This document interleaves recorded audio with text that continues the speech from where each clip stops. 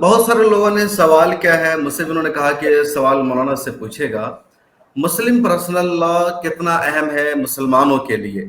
اگر جو civil code لانے کی بات چیت چل رہی ہے، اتراکھنڈ کا جو مسودہ سامنے آیا ہے، سب کو سامنے رکھا جائے، جو پولیگیمی ہے یا اڈاپشن کا معاملہ ہے، طلاق کا یا لڑکیوں کی وراثت کا مسئلہ ہے، تو کیا ان سب مسائل میں اگر ایک جیسا قانون دیش میں بن جاتا ہے تو کیا اسلامی تعلیمات میں کوئی کمی آ جائے گی؟ اسلام خطرے میں پڑ جائے گا؟ مسلمانوں کو کسی طرح شریعت کی نگاہ میں مجرم ٹھہرایا جائے گا؟ کیا ہے آپ کا کہنا؟ لوگ سوال کر رہے ہیں، جاننا چاہ رہے ہیں۔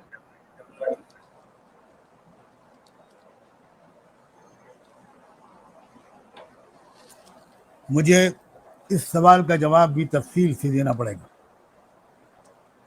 جی، سوال پہلے اہم میں ہے۔ سمجھانا چاہتا ہوں، ہاں جی میں پہلے یہ بتانا چاہتا ہوں اپنے آپ کے تمام ناظرین کو کہ مسلم پرسنل لا ہے کیا۔ جی دیکھیے، کوئی بھی سوسائٹی، کوئی بھی سماج قانون کے بغیر نہیں رہ سکتا۔ قانون سماج کی بنیادی ضرورت۔ اگر ٹریفک کا سسٹم نہ ہو تو کیا حشر ہوگا سڑک پر چلنے والوں کا؟ تو پتہ چلا کہ قانون کی ضرورت ہے آرگنائز کرنے کے لیے سڑک پر موومنٹ کو۔ دوسرا سوال یہ کہ قانون کون بنائے، کس کو حق ہے قانون بنانے کا؟ جی اب ظاہر ہے کہ اگر کوئی فیکٹری کوئی مشین بناتی ہے تو اسی فیکٹری کو اس قانون کے استعمال کا طریقہ بتانے کا حق ہے۔ یہ نہیں ہوگا کہ مائکرو فون بنائے آہوجا کمپنی اور اس کے استعمال کا طریقہ بتائے باٹا شو کمپنی۔ ہو سکتا ہے باٹا شو کمپنی کے مالک لوگ زیادہ پڑھے لکھے ہوں، لیکن انہوں نے وہ مائکرو فون نہیں بنایا، وہ اس کو بتانے کا، استعمال کا طریقہ بتانے کا کوئی حق نہیں رکھتا۔ بالکل۔ اب آئیے تیسرا سوال، یہ طے ہونا چاہیے کہ انسان کو کس نے بنایا۔ بہت امپورٹنٹ سوال ہے، بالکل ہم ہفتوں اس پر گفتگو کے لیے تیار ہیں۔ کس نے انسانوں کو بنایا؟ کیا انسانوں کو ان تمام خداؤں نے، دیوی دیوتاؤں نے بنایا ہے؟ اب بنیادی بات یہ کہ وہ دیوی دیوتا تو خود پیدا ہوئے تھے کسی ماں کی کوکھ سے، ان کا جنم استھان بھی ہے، ان کی جنم تاریخ بھی ہے، ان کا جنم دن منایا جاتا ہے۔ تو اس کا مطلب یہ ہوا کہ انہوں نے تو انسانوں کو نہیں پیدا کیا، ان کے پیدا ہونے سے پہلے کروڑوں انسان رہتے تھے، خود ان کے ماں باپ تھے۔ سورج نے بھی انسان کو نہیں پیدا کیا، چاند نے بھی انسان کو نہیں پیدا کیا، گائے نے بھی انسان کو نہیں پیدا کیا۔ تو یقیناً کوئی ایک ہے ایسا زبردست مالک جس نے تمام انسانوں کو پیدا کیا ہے، صرف مسلمانوں کو نہیں۔ جی اور جو پیدا کرتا ہے وہی ہماری ضروریات بھی جانتا ہے، وہی صلاحیت بھی جانتا ہے، وہی جانتا ہے کہ گائے کتنا بوجھ اٹھا سکتی ہے، پیڑ کتنے بوجھ اٹھا سکتے ہیں، اور انسان کتنا بوجھ اٹھا سکتا ہے۔ کیا پہاڑ کی کوئی ضرورت ہے کہ اس کو بتایا جائے؟ کیا سورج کی کوئی ضرورت ہے؟ کیا اس کا اپنے پاس کوئی چوائس ہے؟ وہ تو ایک میکینیکلی اپنا کام کر رہا ہے۔ انسان کو خدا نے اختیار دیا ہے، چوائس دیا ہے۔ تم اچھے راستے پر چلو، یہ بھی تمہارا اپنا اختیار ہے، برائی کے راستے کو چنو، یہ تمہارا اختیار ہے۔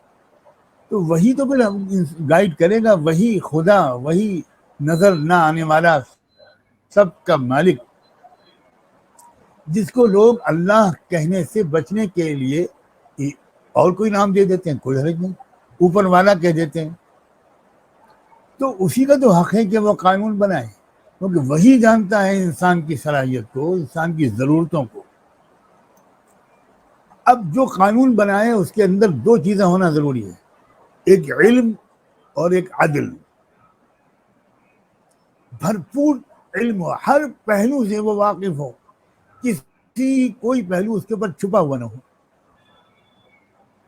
اور زبردست عدل ہو، کوئی جانبداری، کوئی باعث اپروچ، کوئی ریئیکشنری کیفیت اس کے اوپر نہ آئے. وہ کسی علاقے کا طرفدار ہو، کسی علاقے کا دشمن ہو، مخالف ہو، کسی قوم کا طرفدار ہو، نمائندہ ہو، ایسا شخص قانون نہیں بنا سکتا سب کے لیے. تو وہ خدا ہے جس کے پاس غیر جانبداری، وہ سارے انسانوں کا، تمام قوموں کا، وہ کسی بھی سماج میں پیدا ہونے والے لوگ ہوں، ان کا مالک ہے. وہ صرف مسلمانوں کا مالک نہیں ہے، وہ رب العالمین ہے. بالکل. اسی کو حق ہے کہ وہ گویا قانون بنائے. اب وہ قانون جو ہے، یہ جو مسلم پرسنل لا ہے، میں سیدھا بات کو مختصر کر کے اس کے اوپر آتا ہوں کہ ذرا اس کی تاریخ عام طور پر لوگوں کو معلوم نہیں ہے. دیکھیے، جو برٹش پیریڈ تھا اس سے پہلے ہمارے ملک میں مسلمانوں کی صدیوں حکومت رہی. جی. اگرچہ ہمارے اکثر کئی حکمرانوں کو اسلام سے وہ تعلق نہیں تھا جو ہونا چاہیے تھا، لیکن بہرحال اس کے بعد جب انگریز آ گئے، جب برطانیہ کی سرکار آ گئی، تو آہستہ آہستہ اسلامی قانون کے مختلف شعبوں میں تبدیلیاں آتی چلی گئیں. سب سے پہلے 1866 میں 1866 میں جی. یہ کرمنل لا جو اسلامی تھا اس کو برٹش حکومت نے ختم کیا. اس کے بعد شہادت کا قانون، ایویڈنس ایکٹ اور قانون معاہدات ختم کیے گئے، اور آخر میں معاشرتی قوانین، یعنی مسلم، یوں کہیے پرسنل لا، مسلم نہیں پرسنل لا بلکہ پرسنل لاز، ان کی نوبت آئی کہ مختلف قوموں کے جو پرسنل لا ہیں ان کو ختم کیا جائے اور یونیفارم یا کامن سول کوڈ بنایا جائے. اب جب یہ نوبت آئی تو آپ سمجھیے کہ اس وقت گورنمنٹ آف برطانیہ نے کیا کیا، اچانک فیصلہ کرنے کے بجائے ایک رائل کمیشن بنایا. خدا کرے میری یہ باتیں ہماری موجودہ ڈیموکریٹک گورنمنٹ تک بھی پہنچ جائیں. جی، پہنچنی چاہیے آپ کی آواز، اور پہنچے گی بالکل. وہ گورنمنٹ ڈیموکریٹکلی الیکٹڈ گورنمنٹ نہیں تھی، وہ بھارت کے اپنے چنے ہوئے نیتاؤں کی سرکار نہیں تھی، وہ سمندر پار سے آئی ہوئی ایک مسلط حکومت تھی جس کے خلاف بھارت کے لوگوں نے آزادی کی لڑائی لڑی. مگر ذرا اس کی ہسٹری پڑھیے تو اس نے ایک رائل کمیشن بنایا، اور شاید 4 مرتبہ یہ کمیشن بیٹھا، اور ہر بار وہ اسی نتیجے پر پہنچا. اس گفتگو کو انڈر لائن کیا جائے کہ ان قانونوں کا تعلق، گہرا تعلق مذہب سے ہے، اس لیے ان قانونوں میں کوئی تبدیلی براہ راست مذہبی امور میں مداخلت سمجھا جائے گی. اس لیے انگریزوں نے طے کیا کہ اس معاملے میں ہم کوئی مداخلت نہیں کریں گے، اور اسی بنیاد پر یہ طے پایا کہ ان مسائل میں مسلمان قانون شریعت پر اور ہندو اپنے دھرم شاستر پر عمل کریں گے. اب اس کے بعد کیا ہوا؟ ایک واقعہ پیش آیا. ایک مسلمان لڑکی نے اپنے باپ کے ترکے میں اپنی میراث کا حق مانگا.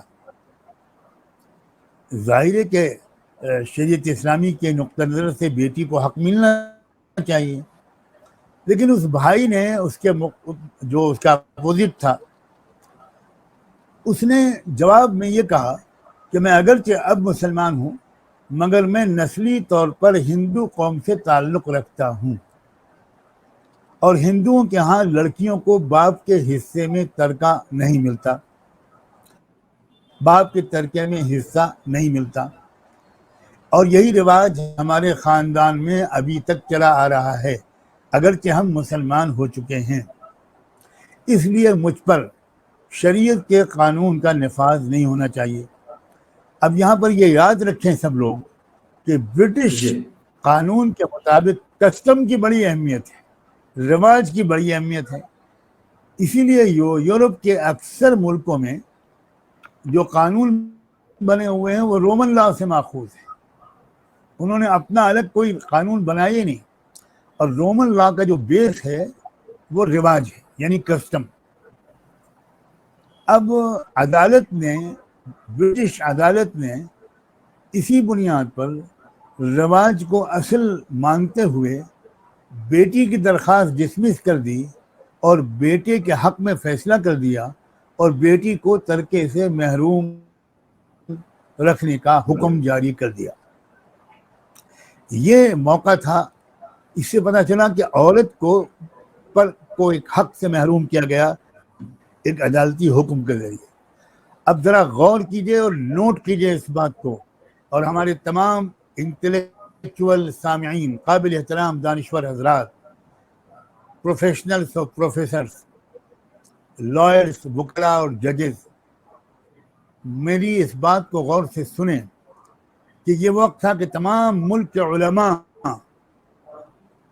مدارس اور خانقاہوں کے بوریہ نشین علماء وہ اٹھ گئے, اور ہمارے اکابر علماء نے ایک زبردست جد و جہد کے بعد برٹش گورنمنٹ کو مجبور کیا اور آمادہ کیا کہ وہ شریعت اپلیکیشن ایکٹ کو منظور کریں. وفقر اسلام حضرت مولانا ابو المحاسن محمد سجاد صاحب, حکیم الامت حضرت مولانا محمد اشرف علی تھانوی, شیخ الاسلام حضرت مولانا حسین احمد مدنی, اور حضرت مولانا مفتی کفایت اللہ صاحب مفتی اعظم, اور صدر جمعیت علماء ہند, اور دوسرے بعض اور علماء اور مشائخ کی مسلسل و متحدہ کوششوں سے 1937 میں 1937 میں شریعت اپلیکیشن ایکٹ منظور ہوا. اس قانون کے مطابق, میں قانون کی زبان بول رہا ہوں, اسی کو کوٹ کر رہا ہوں, نکاح, طلاق, خلا, زہار, مبارات, فسخ نکاح, حق پرورش, ولایت اور حق میراث, وصیت, ہبہ اور شفع, یہ 12 چیزیں ہیں. ان میں طے کیا گیا اس قانون کے ذریعے کہ شریعت محمدی کے مطابق ان کا فیصلہ ہوگا, خواہ ان کا عرف اور رواج کچھ بھی ہو, کسٹم کچھ بھی ہو. اور یہ لکھا گیا قانون میں کہ شریعت کے قانون کو کسٹم پر بالادستی حاصل ہوگی. اب آئیے آزادی کے بعد پھر کیا ہوا. اب جب یہ آزاد ہو گیا 1937 میں جو اپلیکیشن ایکٹ ہوا تھا اسی کی تاریخ ہے جو آپ نے بتایا. یہ اس کی تاریخ ہے جی. اور اس کے بعد یہ جب آزادی ہو گئی, ملک میں ہمارے آزادی مل گئی, تو جی. اس کے بعد پھر یہ ہوا کہ ملک کے آزاد ہونے کے بعد بنیادی حقوق میں اس بات کو شامل کرایا ہمارے علماء نے, فنڈامنٹل رائٹس میں اس بات کو شامل کرایا. عام طور پر لوگ ہمارے دستور کو اور دستور کی ان بنیادوں کو صرف ایک شخصیت کی طرف منسوب کرتے ہیں, اور وہ ہیں بابا صاحب ڈاکٹر بھیم راؤ امبیڈکر. بلا شبہ ان کا ایک رول ہے, یقیناً وہ چیئرمین تھے ڈرافٹنگ کمیٹی کے, لیکن ہم لوگ کیونکہ پڑھتے نہیں ہیں, مطالعہ نہیں کرتے ہیں, تو میں تو گزارش کرتا ہوں آپ کے اس چینل کے ذریعے سے کم علماء اور ینگ لائرز کو کہ وہ ذرا کانسٹیٹیوشن اسمبلی کی جو پوری طویل بحثیں پارلیمنٹ کی لائبریری میں محفوظ ہیں اس کو جا کے ذرا پڑھ لیں کہ جب ڈرافٹنگ کمیٹی میں بحث ہوتی تھی تو مولانا حفظ الرحمان سہاروی کا کتنا بڑا رول ہے. یہ آرٹیکل 25 کے بنوانے میں, آرٹیکل 28 اور 29 اور 30 اور 31 کے بنوانے میں کتنا زبردست انہوں نے فنڈامنٹل رائٹس کے سلسلے میں ایک حصہ لیا ہے. اور بھی جو مسلم ارکان تھے, دستور ساز اسمبلی کے, ان کا بھی حصہ تھا, اور بالآخر ڈاکٹر امبیڈکر نے ان کی تائید کی, اور پھر وہ گویا فنڈامنٹل رائٹس میں گیا. اب جب فنڈامنٹل رائٹس میں یہ بات آ گئی اور مانا جا چکا ہے شریعت اپلیکیشن ایکٹ میں کہ یہ جو ہے یہ دراصل اسلام کا اسینشل پارٹ ہے, یہ مذہبی حصہ ہے. جب یہ آ گیا کہ مسلمانوں کو یا ہر ایک کو اپنے مذہب پر چلنے اور اس کی تبلیغ کی آزادی ہوگی, تو اس کا مطلب ہے صاف صاف یہ بات ثابت ہو گئی کہ گویا پرسنل لا محفوظ ہو گیا, शरीयत एप्लीकेशन एक्ट ही पर अमल होगा और इन तमाम चीज़ों में जो उसमें मेंशन की गई 12 चीज़ें, इसमें कोई मुदाखलत तो तब्दीली नहीं की जाएगी और इसको फंडामेंटल राइट्स का एक हिस्सा मान लिया गया। ये बहुत इंपॉर्टेंट बात है, क्योंकि जब इसको मजहब का हिस्सा माना गया और फंडामेंटल राइट्स में कह दिया गया कि आपको अपने मजहब पर पूरी तरह अमल करने बल्कि उसकी तब्लीग करने की इजाज़त होगी, तो फिर क्या सवाल पैदा होता है कि आप इसमें तब्दीली करें? ये टोटली अनकॉन्स्टिट्यूशनल है। मैं कहना चाहता हूँ ये अन इस्लामिक तो है, लेकिन उससे पहले ये अनकॉन्स्टिट्यूशनल है, ये दस्तूर के बिल्कुल खिलाफ है। जो मुस्लिम पर्सनल लॉ है उसको मजहब का एसेंशियल पार्ट यानी एक लाजमी हिस्सा मान लिया गया। मिल्लत टाइम्स को आपकी जरूरत है, हमारी आप माली मदद करें।